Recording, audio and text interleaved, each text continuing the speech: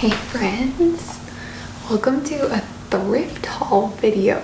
You may not know, I love to go thrifting, and that's primarily how we buy all of our clothes.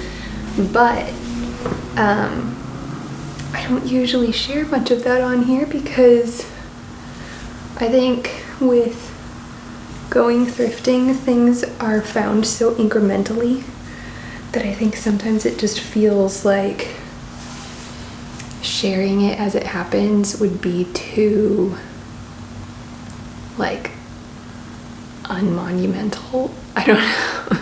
If you're new here, I film a lot of homeschooling and book haul content, and I have shared some book hauls from ThriftBooks.com and Half Price Books, so those would count as like thrift haul stuff too. But I haven't made baby content in a while, but now that we're expecting again, it's time to get back into that. So I have a little thrift haul of baby stuff here for you guys. I've been indulging myself in thrifting for the next baby. Whenever we do go out, I just look, and if I find stuff that I know that I would want for a coming baby, I've just been buying it for like well over a year. But now that we're actually expecting, we actually have like a due date, and I can kind of gauge what sizes for which seasons and things like that. I'm actually making more of a list for myself. So I actually keep a list on paper, but I also keep a list on my phone. It's kind of like a spreadsheet for how much of different types of items in different sizes I have already. And then that way, when I'm out thrifting now, if I see something, I'm like, ooh, I want to grab this, I check my spreadsheet, and I'm like, oh, I already have plenty of that in this size. I don't need those anymore. But I was looking at my spreadsheet the other day and recognizing that I did not have any onesies in a couple of sizes, and then barely any sleepers. Like, I think I only had one sleeper in several different sizes. So, interestingly enough, I got an email last night that our local Once Upon a Child was having a onesie or bodysuit sale. Normally, if you go in there, their bins of onesies, you can get 10 of them for $10. If you don't buy 10 of them, the normal price is $150 per onesie, generally. But today's sale was get 20 for $10, so they all came out to 50 cents each. So we bought 20 onesies, and then they also regularly have their sleepers on sale for buy 4, get them for 10. So we got 8 sleepers today. But the average price of them, it kind of varies, but it seems $4.50 is about the average price per sleeper. So anyways, I'm going to show you what I got piece by piece, but then I'm also going to show you a couple of things that I specifically look for when I'm thrifting, because I have some very stout criteria. Our family has been going non-toxic for years now. You can read more about that on my blog. I've blogged a lot of that journey. It all kicked off through actually my having miscarriages, 2 miscarriages back to back, and then researching hormone disruption and understanding more of like toxins that are found in everyday things, including clothing. And it's horrendous, but there are so many toxins found in baby things. So when I'm thrifting, I am looking for brands that I know are organic cotton, which means that the cotton that was used for the garment was grown organically. It does not certify that the end product made with that organically grown cotton is not loaded with chemicals, though. But I do look for organically grown cotton brands. And then I also am looking for brands that I know are Oikotex certified, because that is a certification that is for end product things, and it certifies that the piece has been tested and found that it doesn't have harmful levels, whatever that is, but harmful levels of a wide range of chemicals. So one of them that I especially try to stay away from in baby stuff is flame retardant. So anyways, and then if I'm not sure of a brand or something like that, I don't know whether it's Oikotex certified, and I don't know whether it's organic cotton, I will always check the garment tag here where it says what the garment is made of. You see that? And what I'm looking for is 100% cotton, because another toxin is plastic.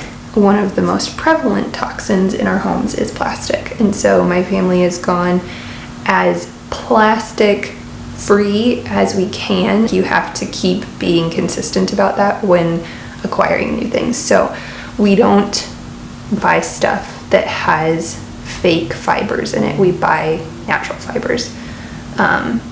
It's healthier for our bodies, and it's healthier for not having off-gassing in your house and all those things. Speaking of off-gassing, thrift shops are so loaded up with toxic laundry scents. If you haven't researched at all about laundry and you want to know how nasty and how sick you can get from your laundry detergent rubbing off on your skin and getting soaked into your body, I would recommend going to Google and Google EWG and then the name and the brand of your laundry detergent and just see how it ranks. Okay, so let's show you what we got. So this is just a sweet little bodysuit. It is from the brand Cloud Island. It's not organic cotton. It is Oikotex certified, and they're almost always 100% cotton. So the little smiling cloud is a great one to look for when you're thrifting. And then this is something that my daughter wanted. She loved the little pink. We don't know what we're having yet, so we're just thrifting for either. Gerber does have an organic line, and they're also Oikotex certified, so that's both, and 100% cotton. So that's a good brand to look for. And then this one I thought was just plain with just the buttons added, but then I noticed that the sleeves are like ruffly. So this is not a gender neutral one, but it is 100% cotton. This is the brand, which I'm not real familiar with. I just grabbed it because it's 100% cotton and because it's neutral-ish.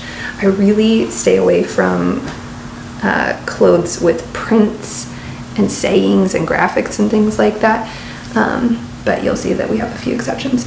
Here's another Cloud Island little striped onesie. This Kyle and Dina brand I do not know about. I need to look them up, but they're generally 100% cotton stuff, which is why I've gotten it. Also, I've gotten good at recognizing just from touch whether a garment is made with 100% cotton or not. Anyways, a lot of times I just go by touch these days. There's also this Gerber brand, which I am not entirely sure whether it's conventional or not, but yeah, I grabbed that one. And then this was another Cloud Island. This is another pick by my daughter. She loves looking with me. She's learning my criteria for things. There's another Gerber organic onesie. Also, these long sleeve onesies are awesome because they do have the little scratch mitts attached to them, so we like those. my daughter is learning my thrifting criteria and my style criteria and things like that. But I don't like to discourage her entirely. And so she tries very hard to find things that are a good fit. But I gotta let her get a couple pink things now and then, you know. Little green long sleeve. That's a Cloud Island again. Also, another little trick for recognizing Cloud Island is that most of them have a different colored seam thread, if that makes sense. Let me show you. So like this one has pink on the inside. That one's not so noticeable. There's another one. Where's a good one? That one has blue. So sometimes I can spot them just even before I see the brand because I recognize different colored seaming thread. Anyways, Cloud Island again. This is a Cloud Island one also, but it has these little ruffle sleeves. This is a brand called Chickpea, which again, I do not know much about, but generally they're 100% cotton. Oh, I didn't check this one. It's partly polyester. Stinky. Well, that's why we read garment tags. You just gotta double check. So this one I don't know anything about. I got this one because it was 100% cotton and just plain. This is a organic cotton brand from TJ Maxx. Generally I wouldn't go with a print. It's cute, but generally I wouldn't go with a print. I got this because I knew it was an organic brand. Here's another chickpea one. Just a little ribbed blue onesie, but now I'm curious if this one is also polyester. No, 100% cotton. See, that's why I didn't read the other one, because there's the 100% cotton right there on this tag. So I just assumed that the other one was. Cloud Island again. And here's another Gerber Organic.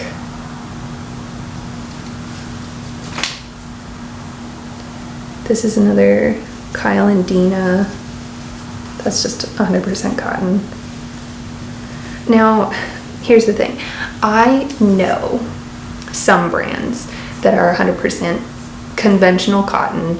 They're not Oikotex certified. They're loaded up with chemicals from the time that the cotton is grown to the time it's processed to the time it's turned into a garment to the time it's put on the rack.